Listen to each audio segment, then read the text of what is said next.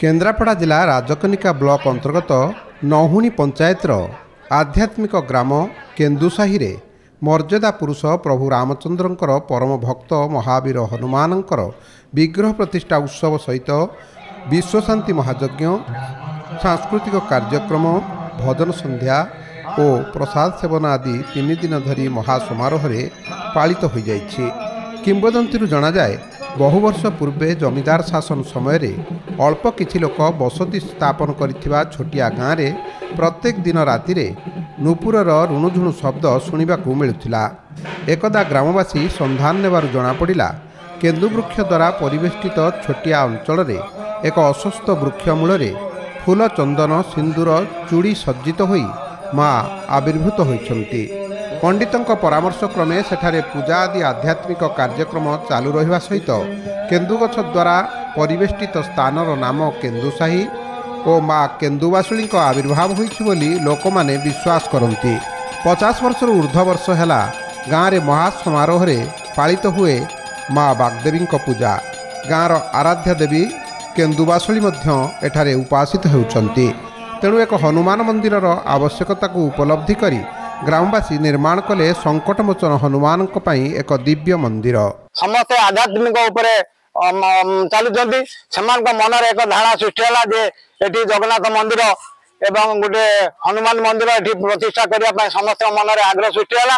तेणु पिला प्रचेषा एक हनुमान प्रतिष्ठा करने स्थिर करागला। ग्रामर महिला श्रद्धालु और पुरुष श्रद्धालु माने माँ केन्दुवासुली निकट में पूजार्चना और पुष्पांजलि दे कलश शोभायात्रा बैतरणी नदी 108 घट उत्तोलन करथिले। महायज्ञ मंडप स्थापन पूर्वक सूर्य पूजा अंकुरोपण आदि विधि अनुजाई समापन होइथिला। द्वितीय दिवस मंदिरर प्राण प्रतिष्ठा और महावीरंकर विग्रहर प्राण प्रतिष्ठा करागला। ब्राह्मण पंडित मानक द्वारा सुंदरकांड पाठ और हनुमान चालीसा पाठ करा जायथिला। वेदज्ञ ब्राह्मण पंडित मानक द्वारा विश्वशांति महायज्ञ समय हजार हजार संख्यार श्रद्धालु और ग्रामवासी उपस्थिति घंटा घंटा करताल शंख हरिबोल हुलहुली प्रकंपित पूर्णाहुति कार्य समापन होइथिला। बहु मान्यगण्य वयोज्येष्ठ व्यक्तिविशेष और ग्रामर युवक मानक द्वारा यह हनुमान मंदिर प्रतिष्ठा उत्सव पालन होइथिला।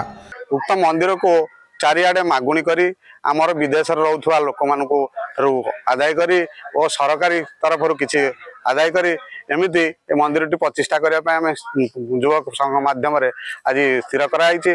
संध्यारे आखपाख अंचलर शह शह श्रद्धालु और ग्रामवासी देवी केन्दुवासुली महादेव महावीर और यज्ञदेवता आदि को दर्शन करथिले।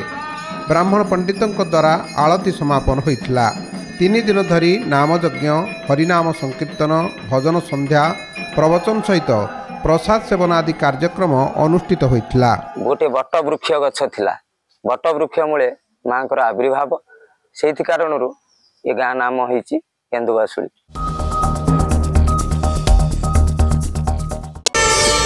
प्रार्थना आम आनंदर उत्सव।